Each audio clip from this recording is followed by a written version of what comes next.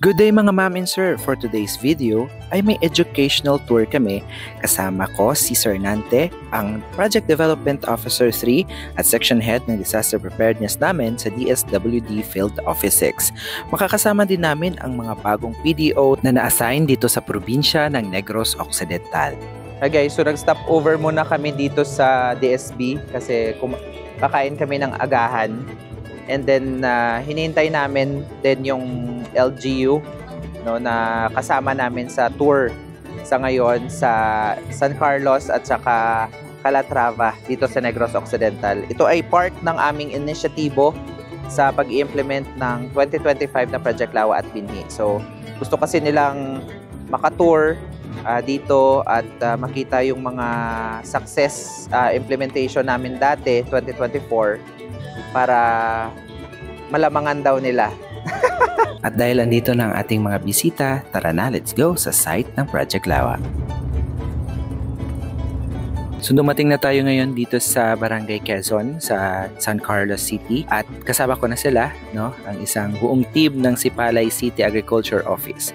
So sasamahan nila kami kasi dito lang banda ipapark yung aming sasakyan at lalakad kami ng konti para marating namin yung area namin sa Project Lawa at Binhi. So sana magtatanong po kung ano po yung Project Lawa at Binhi, ito ay ang abbreviation ng Local Adaptation to Water Access or ang LAWA. Ang Binhi naman ay Breaking Insufficiency through Nutritious Harvest for the Impoverished. Ang purpose ng programa ay makatulong sa ating vulnerable communities including our poor farmers at ating mga IPs na makapag-imbak ng supisyenteng tubig at makatulong sa pag-produce ng agricultural product. Kinikwento ko rin sa kanila na dahil sa Project Lawa at Binhi na nakapagpatayo ang association ng sarili nilang meeting place or sarili nilang building para sa kanilang association. Ito ang area ng Alpha Association namin dito sa Barangay Quezon sa San Carlos City kung saan meron nang nakatanim na mga saging sa paligid, meron na din kaming fruit-bearing trees dyan sa itaas at ang linis na ng area kasi nung time na nagpa-food for work tayo, ang output noon ay kailangan malinisan natin uli yung ating Binhi sites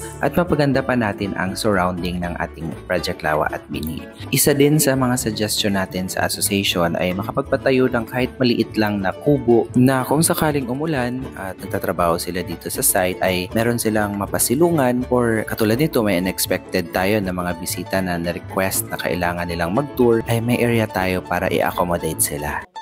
Ako gali si Jane Aplaon from Sipalay City Agriculture Office. Ari kami diri sa San Carlos sa isa ka site sa Project Lawa at Binhi. So ari kami diri nag-actual visitation para nga mabalaan namo ng actual nga pag-implement sa ini nga program para nga ma-replicate namon sa aman nga area dito sa Sipalay. So ang una namon nga site visitation diri sa San Carlos sa Barangay Quezon kanami sa ila area diri ang ilang pan na establish na gid sang maayo, may mga fingerlings, may mga harvest na sila sang tilapia, then kanami isang area nila kay daw na establish na gid para sa Project Lawa at Binhi. Kaupod ko man sa ini nga activity ang amon nga mga technicians nga nag-handle sa kada area dito sa Sipalay nga pilot area sang Project Lawa at Binhi.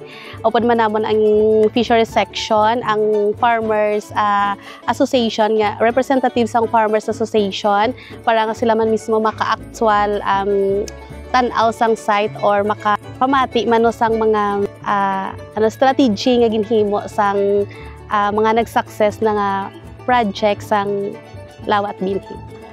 Based sa nakita ko diri, siguro mapa-improve namon ang area dito sa Sipalay paagi sa mga nabatian namon nga mga istorya sang association nila nga naka-inspire man sa amon kag i-replicate namon dito sa association, ipaabot namon dito sa ila kung paano mangin success ang program sang Lawa at Binhi. Very excited, very interested gid kami sa project nga ini tungod kay ini nga project actually is bag-o ini para sa amon dito sa Sipalay kag ang ini isa man makita man naton nga ang ini isa man sa maka-address sa climate change naton. Thank you very much and God bless us all. Pagkatapos namin sa Barangay Quezon sa San Carlos City ay bumiyahe kami ng more than 1 hour para marating namin ang Barangay Hilupang dito sa Municipality of Calatrava. Gusto kasi naming makita kung ano ang sitwasyon pagkatapos ma-harvest ang tilapia at makita namin kung ano ang ginawa ng aming mga farmers pagkatapos ng successful harvest nila. Naabutan namin na wala ng tubig ang kanilang lawa. Kaya ang ginawa namin ay parang nag-focus group discussion na lang kami together with the president or chairman ng association at para din na makita ng mga bisita namin kung ano yung mukha ng lawa pagkatapos mag-harvest ng aming mga tilapias. Malaki ang nakuhang inputs ng aming mga bisita dahil ang association na ito ay isa sa pinaka-successful sa implementation ng ating Project Lawa at Binhi. Malaki rin ang aming pasasalamat sa Municipal Agriculture Office ng Municipality of Calatrava sa suportang ginawa nila para maging successful ang programa ng Project Lawa at Binhi dito sa kanilang area. Pagkatapos namin dito sa Barangay Hilupang sa Calatrava ay nagbiyahe ulit kami ng more than 1 hour para marating namin ang City Agriculture Office ng